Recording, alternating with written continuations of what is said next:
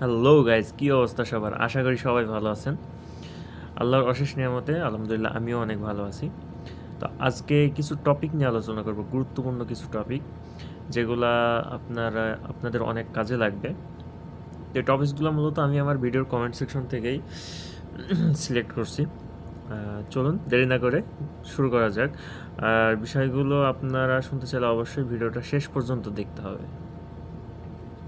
আচ্ছা, প্রথমে চলে আসি আমাদের এক ভাই, নীরব ভাই, যিনি লিখছেন, ভাই আমি ইংলিশ জানি, হিন্দি জানি, আমি এখন আবাসিক হোটেলে ঢুকতে চাই,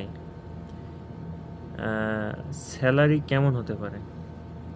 দেখুন ভাই, আপনি ইংলিশ পারেন, হিন্দি পারেন, অনেক ভালো কথা, আপনার যোগ্যতা আছে, আপনি আবাসিক হোটেলে আসেন, সেটাও ভালো হবে, স্যালারিও আলহামদুলিল্লাহ ভালো হবে, কিন্তু দালালের খপ্পরে পড়ে ইন্টারভিউ না দিয়ে যেন আসবেন না।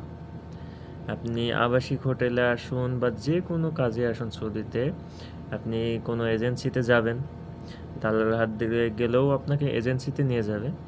আপনি সেই এজেন্সিতে যাওয়ার পরে ওই এজেন্সির আরএল নাম্বার আছে কি না অবশ্যই দেখবেন। তারপরে আপনাকে যখন ইন্টারভিউতে দেওয়া হবে, আপনি ইন্টারভিউ দিতে যাবেন। ইন্টারভিউ দিলে হতে পারে সেটা সেই আবাসিক হোটেল বা সেই কোম্পানি থেকে সরাসরি এসেও ইন্টারভিউ নিতে পারে, অথবা ভিডিও কলেও ইন্টারভিউ নিতে পারে। তবে যেভাবে ইন্টারভিউ নেক না কেন, ইন্টারভিউ নিলে ওখানে আপনি সব ডিটেলস জানতে পারবেন।